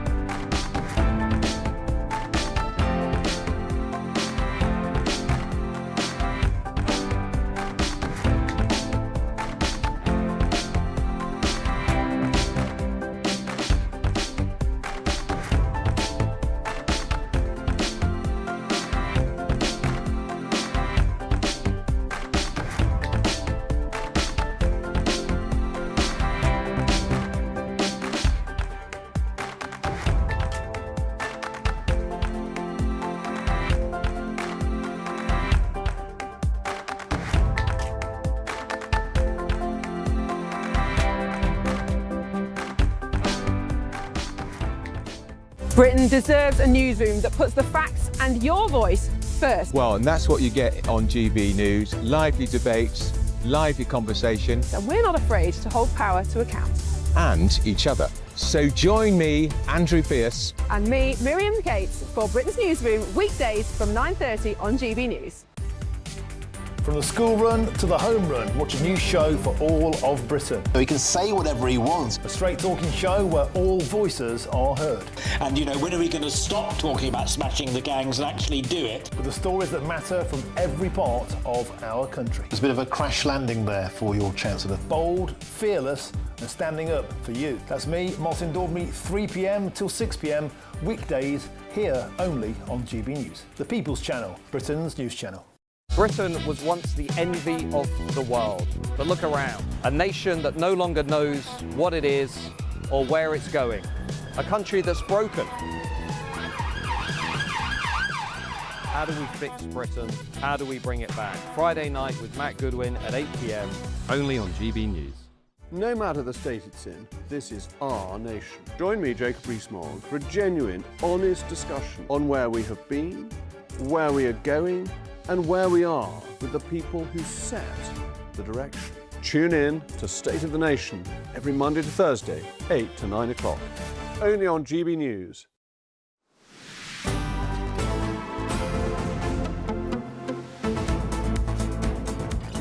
Good afternoon, Britain. 27 minutes after 2 o'clock. Now, the Home Secretary has warned Britain's failure to control its borders is eroding trust in politicians and the credibility of the state, saying more international cooperation is needed. Yes, Shabana Mahmood is speaking at a summit with Balkan interior ministers today, outlining the risks if the government fails to get a grip on the migration crisis. This comes as reports have emerged of a £260 million splurge on arts and crafts classes for illegal migrants awaiting deportation. Goodness me, let's get the details now with our Home and Security editor, Mark White. Mark, let's start with this summit. The Home Secretary speaking to these Balkan ministers. What's she hoping to achieve? Well, it's all about this message of trying to work with international partners with a view to going after the people smugglers, the criminal gangs, and disrupt their trade, in particular that Western Balkans route where some 22,000 small boat migrants came across the borders in that area last year alone. So it is a key route. The UK government clearly wants a cooperation of those Balkan nations to try to tighten those borders. But of course, it's not just there, it's other areas of Eastern Europe, Southern Europe, in Spain, in Greece, in Italy. You've got migrants who are entering the European continent from those locations as well. And Shabana Mahmood kind of stating the obvious, really, and saying that the inability to get a grip on this particular issue is eroding confidence in politicians. I mean, that's right to an extent. It's eroding confidence in those politicians in the governing party. It did, of course, for the Conservatives, who spectacularly failed to stop the boats, as Rishi Sunak and others had said they were going to do, and, you know, they were turfed out of office as a result. And I think it's a key reason behind a lot of the unpopularity that Labour is facing at the moment. Its inability to grip this crisis as well. As Keir Starmer on his first day in office said they would go after the gangs in a way that the previous government did, would smash the gangs, and there would be a benefit and a clear result, and there has not been. Exactly the opposite. In fact, they're coming in ever greater numbers. Well, she also points out that it's not things like leaving the ECHR as reform and the Tories are suggesting, but how will she think that she can do these things if she doesn't sort of change legislation as well? Well, this is it, and I think this feeds into the issue of public confidence being eroded in those politicians in the governing party.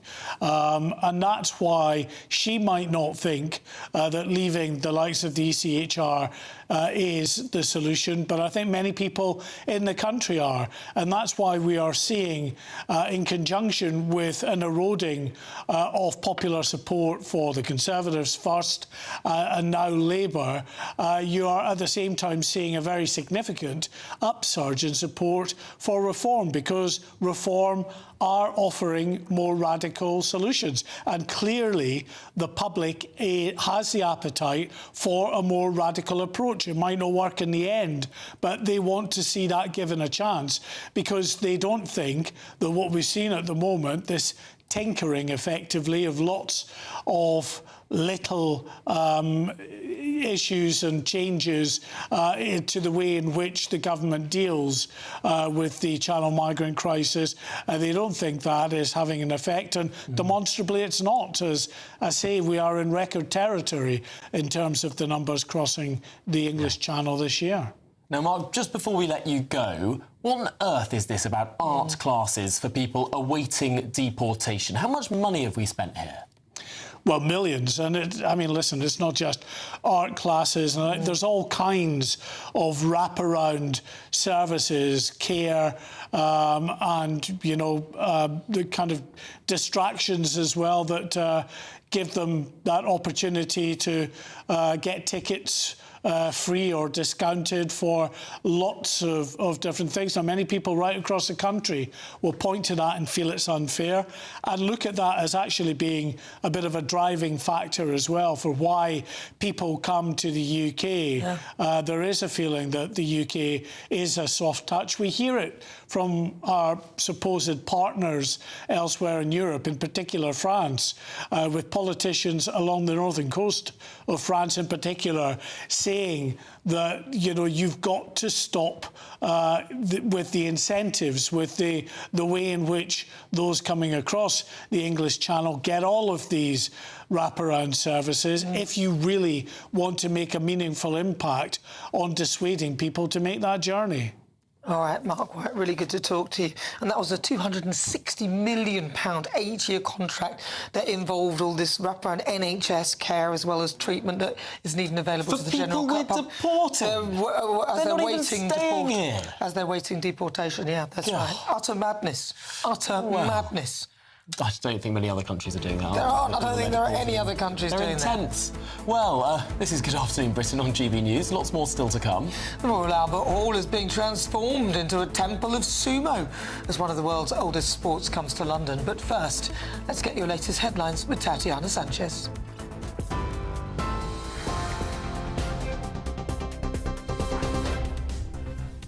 Good afternoon. The top story. Sir Keir Starmer says the government will publish the witness statement it submitted as part of the China spy case. The Prime Minister's government was under pressure to publish evidence it submitted in the case. Christopher Cash and Christopher Berry were charged in April last year under the Official Secrets Act, but charges were dropped last month. Both men say they are innocent. Rachel Reeves says she's looking at potential tax rises and spending cuts to fill a black hole in her budget, which she said was partly due to the lingering impact of Brexit. She says the budget watchdog had consistently overestimated the UK's productivity. The Israeli military says one of the 4 bodies received from Hamas does not match any of the hostages. It says the terror group returned them last night, with others yet to be returned. Royal Mail has been fined £21 million after almost a quarter of first-class post arrived late. Those are the headlines for now. More news in half an hour with Sam Francis. You can now watch GB News live across the United States of America and the world on Truth Plus. Scan the QR code to find out more, or visit gbnews.com/truth.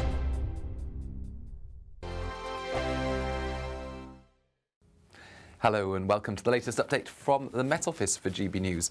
It's another cloudy day for most of us, very similar to the last few days. A few light showers coming out of the low cloud, misty and gloomy, but not for everyone. There is some sunshine out there, and the favoured spots for sunshine, western parts of the UK, particularly West Wales, the southwest, as well as central and northern parts of Scotland.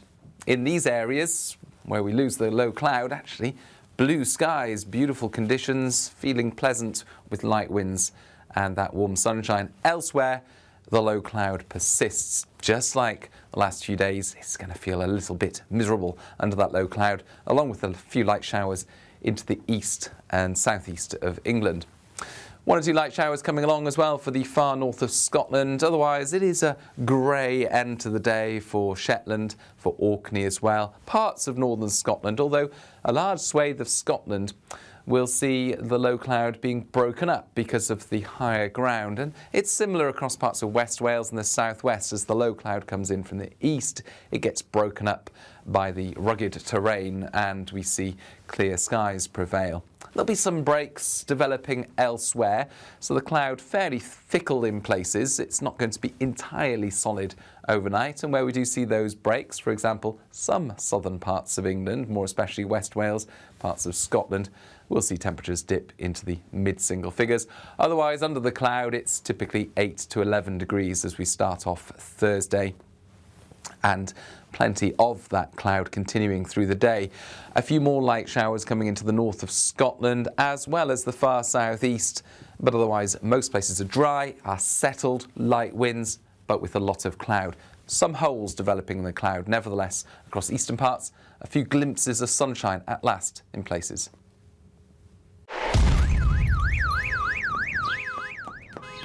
Crash Law 24 sponsors GB News Traffic and Travel Report. Good afternoon, this is the latest AI travel news from gbnews.com. The A720 eastbound before Sheriff Hall roundabout has disruptions due to a broken down vehicle. In Salford, the M60 anti-clockwise collision closes 4 out of 5 lanes. Derbyshire's A38 southbound sees congestion between the A50 and A5132. Worcestershire's M5 southbound is shut in 2 of 4 lanes between junctions 5 and 6 due to an incident. Hertfordshire's M25 clockwise has an overturned vehicle closing 1 lane. And on the trains, there is major disruption between Birmingham New Street and Birmingham International, affecting Avanti West Coast and cross-country services. For more travel news, go to gbnews.com. Crash Law 24 sponsors GB News Traffic and Travel Report.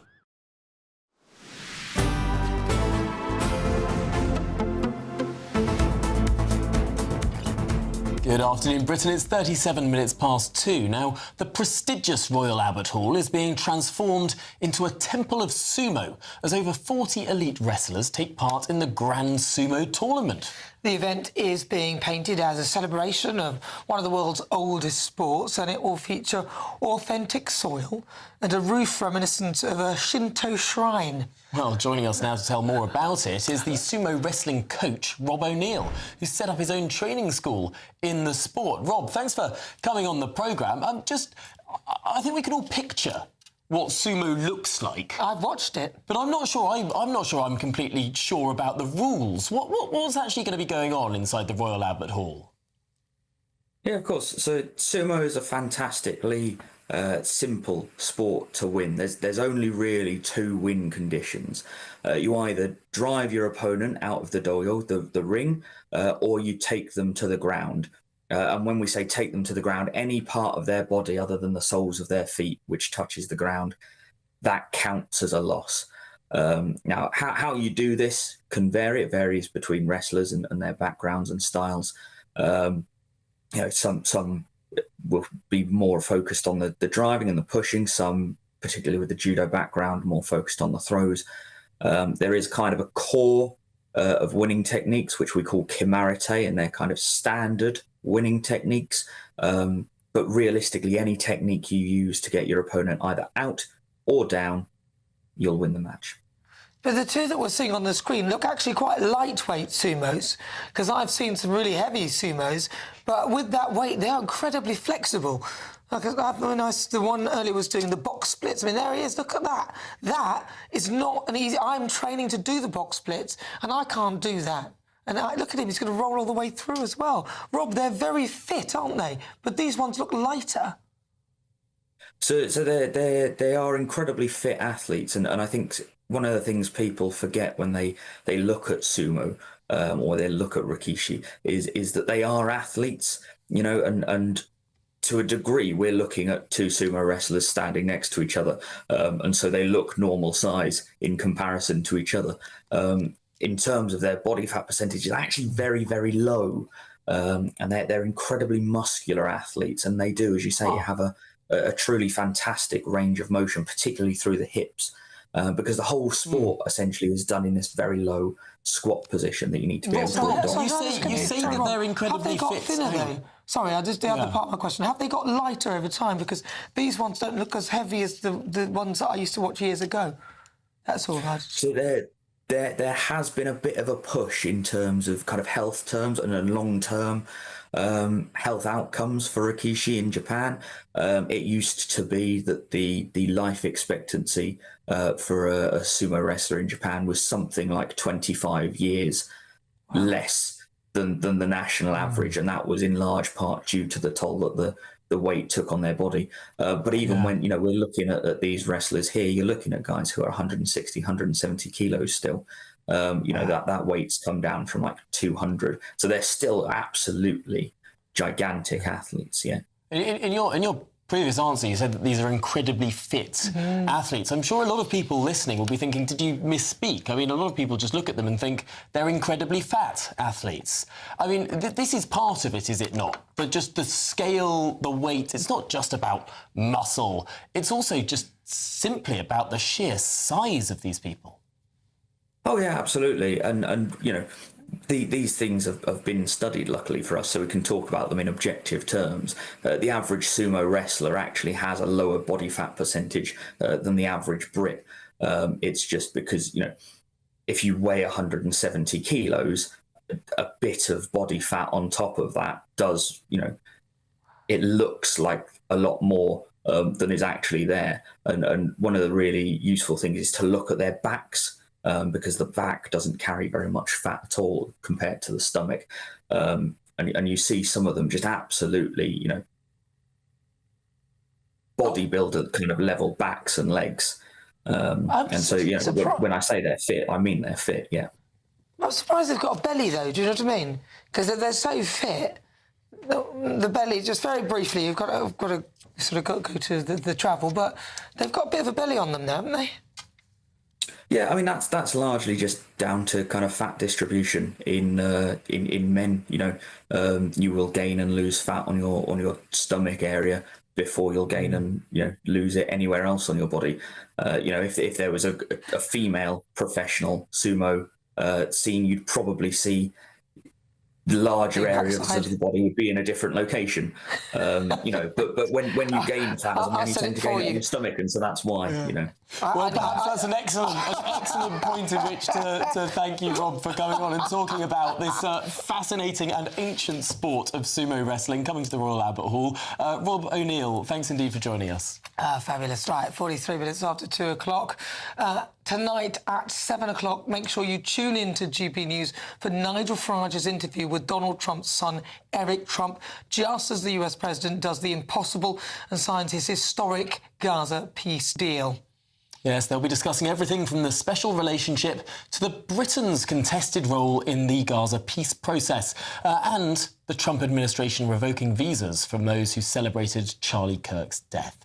That's all coming tonight on Farage at 7 o'clock for the full Eric Trump interview. Well, this is Good Afternoon Britain on GB News. If you're in search of some holiday sun, here is the forecast for some of the top European holiday destinations. Ready to soak up that holiday sunshine? Won't we need some cover? No worries. All sorted. All Clear Travel Insurance sponsors GB News Travel Destinations Forecast. If you are searching for some holiday sunshine, I can recommend Portugal as one of the warmer and sunnier spots on Thursday. Drier in the Balearics following a wet start to the week, but the rain that has affected parts of Spain and the Balearics now moving through Sardinia, affecting parts of southern Italy into Greece as well. So very lively thunderstorms and some large rainfall amounts. Still some showers across Spain, otherwise mostly fine for Portugal. And the wet weather in Greece becomes more widespread into Croatia and Greece later on. All Clear Travel Insurance sponsors GB News Travel Destinations Forecast. You want to know what's really going on in the corridors of power? Labour don't know what to do with you half the time, and that makes you quite lethal in the chamber. Get behind the headlines with Chopper's Political Podcast. Join me, Christopher Hope, as I sit down with the great and the good of British politics. We'll see where this ruling takes us. These are the stories shaping our nation. Chopper's Political Podcast, available now on all platforms. Listen in and stay ahead.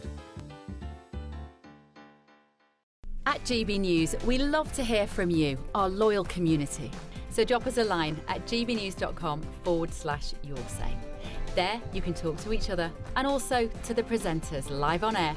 gbnews.com/yoursay, because GB News is your channel, Britain's news channel. Hi, I'm Michelle Dewberry, and my show is your opportunity to cut through all the noise and dive in headfirst to some robust debates. Ideas clash. Situation, No, Because the failure is... You're deliberately avoiding my point. Nothing's held back, And if you think this is the end of it, wait for more. and we do not shy away from the difficult stuff. Sometimes I want to shake people and say, if only you understood. So join me on Jubes & Co. weeknights at 6 p.m, only on GB News, Britain's news channel. Join me, Nana Akua, for an informative, interactive news programme with a difference. It's fun. No, he didn't say that, Dave. I'm so surprised. I think there's an element of truth to that. Join me from 3 p.m. every weekend, only on GB News, Britain's news channel. Mornings don't have to be tiresome, especially if you have the right company. Wake up to news as it happens, opinion and debate, and of course, a little bit of entertainment too. Because when the kettle's on, we're on. That's Breakfast on GB News, a show worth waking up for. Every morning from 6 a.m. Only on the People's Channel, Britain's news channel. We'll spread the news, you spread the word. Britain was once the envy of the world. But look around. A nation that no longer knows what it is or where it's going. A country that's broken. How do we fix Britain? How do we bring it back? Friday night with Matt Goodwin at 8 p.m, only on GB News. From the school run to the home run, watch a new show for all of Britain. So he can say whatever he wants. A straight talking show where all voices are heard. And, when are we going to stop talking about smashing the gangs and actually do it? With the stories that matter from every part of our country. There's a bit of a crash landing there for your Chancellor. Bold, fearless and standing up for you. That's me, Martin Daubney, 3 p.m. till 6 p.m, weekdays, here only on GB News. The People's Channel, Britain's news channel.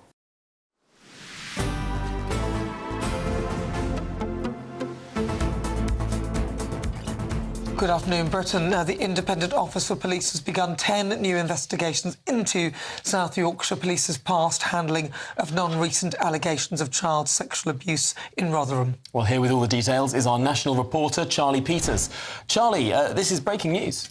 Yes, good afternoon, Tom and Nana. The IOPC, the Independent Office of Police Conduct, launching these new set of investigations this afternoon, we're hearing, and it comes after a set of complaints being advanced by the law firm Switulski's from July to September this year on behalf of women who were victims of grooming abuse networks in Rotherham. Now, South Yorkshire Police are saying in a statement this afternoon that these allegations and complaints relate to abuse from the early 2000s. Now, I've got 10 different complaints here, and Switulski's say that these complaints and allegations revolve around known abusers not being adequately investigated by the police, South Yorkshire Police failing to safeguard victims, and also crucial information being provided to the police not being acted upon. And this new set of investigations comes after the IOPC previously launched Operation Linden and Amazon,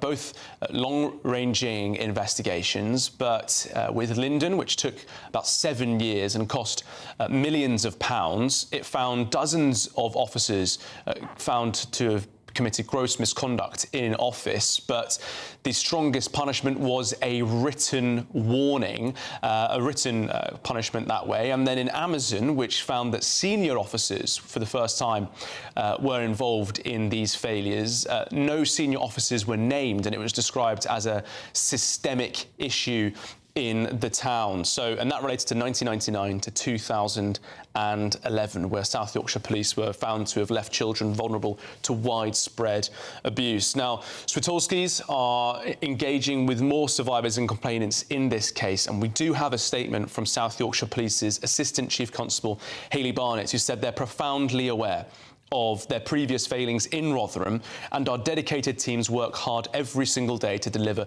the victim-centred and suspect-focused service that they rightly expect and deserve. When we receive new allegations of past failings, we will refer these for independent review.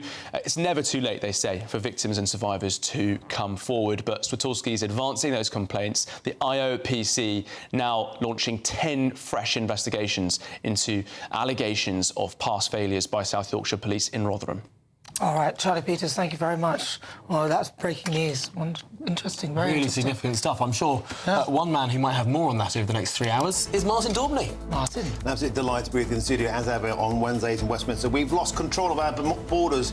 Shabana Mahmood admits, well, anyone with a pair of eyes could have told you that. But their concept is flawed. We don't need international partners. We need strong, tough action domestically. I have all the best experts telling us how. Reform rules in the polls, and astonishing detail emerging of sectarian votes. Your party, Corbyn's party, I've got an exclusive breakdown of where the Muslim movement will be and what that means for British politics. Gary Neville getting booed, and chants we can't even repeat on this show at the England match last night, and there's more to come, I'm told, on Saturday at Salford when they're at home for the first time. Keir Starmer's getting the boot. Football players taking the knee again this weekend. Why?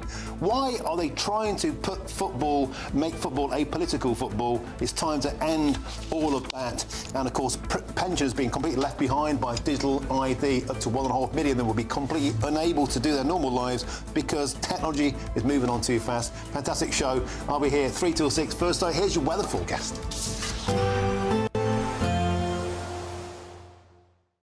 Today, clouds overhead. Total zen within. Box Solar sponsors the weather on GB News. Hello again and welcome to the latest update from the Met Office for GB News. High pressure still with us. It's been with us all week. It's going to continue to stick around for the rest of the week, providing, well, grey, gloomy skies for the vast majority, although there are one or two favoured spots where the cloud is being broken up, particularly where we've got some rugged terrain. So northern Scotland, rest of today seeing some decent sunny spells, at least away from the far north, and some breaks in the cloud continuing across parts of West Wales and the southwest. Otherwise, it's a cloudy night to come. That layer of low cloud just hangs around, and where we've got that low cloud, a few drizzly showers will occur, especially the far north and the east coast. Temperatures typically 8 to 11 Celsius as we begin Thursday, but where we do get those clear spells, central Scotland for example, it'll be a chilly start to the day, mid-single figures or perhaps a touch lower in some sheltered spots. That's where the best of the sunshine will be, through the Highlands, parts of the Grampians for example, just this hole in the cloud across higher parts of Scotland. Northern Ireland, though, grey leaden skies, much of England and Wales likewise, but there are some breaks developing at this stage. West Wales, the southwest of England, parts of northern England also seeing holes in the clouds, so some brighter weather coming along from time to time. One or two holes in the cloud couldn't be ruled out for eastern England as well, but on the whole, it is generally another grey and gloomy day, and that cloud thick enough to give some light showers into the southeast and the far north of Scotland. Temperatures very similar to the last few days, so the kind of weather that you've experienced each day this week so far likely to continue, not only on Thursday, but also into Friday as well. Into Thursday night, though, there will be some cloud breaks developing in the south. That's one difference, and perhaps a bit more sunshine coming along in a few spots on Friday, more so on Saturday before the rain returns on Sunday. Today, clouds overhead. Total zen within. Box Solar sponsors the weather on GB News. There's just 3 weeks left to see how you could be our biggest winner this year. First, you could be driving away with this brand new Benamar Primera motorhome. This luxury vehicle comfortably sleeps 4, has its own fitted kitchen and bathroom areas, and comes complete with fitted awning and bicycle rack. And that's not all, as we'll also give you a whopping £30,000 in tax-free cash to spend however you like.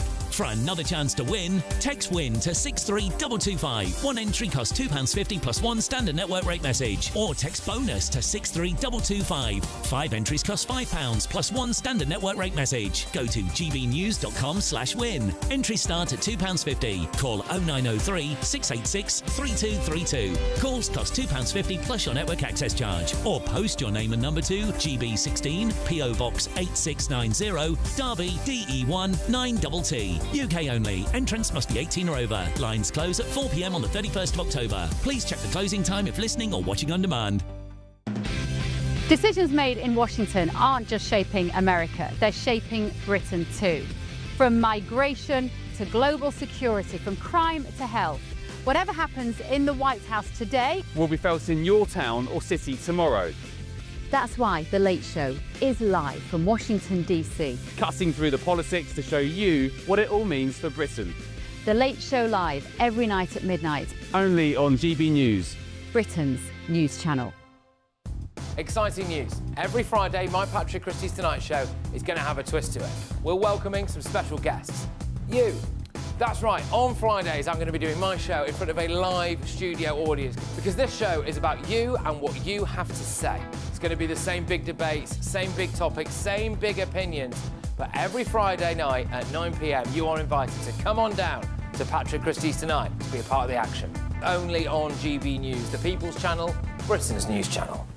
Hi, I'm Michelle Dewberry and my show is your opportunity to cut through all the noise and dive in headfirst to some robust debates. Ideas clash. Situation, no, isn't it? No, Because the failure is... You're deliberately avoiding my point. Nothing's held back. And if you think this is the end of it, wait for more. And we do not shy away from the difficult stuff. Sometimes I want to shake people and say, if only you understood. So join me on Jubes and Co weeknights at 6 p.m. only on GB News, Britain's news channel. Mornings don't have to be tiresome, especially if you have the right company. Wake up to news as it happens, opinion and debate, and of course, a little bit of entertainment too. Because when the kettle's on, we're on. That's Breakfast on GB News, a show worth waking up for. Every morning from 6 a.m. Only on the People's Channel, Britain's news channel. We'll spread the news, you spread the word.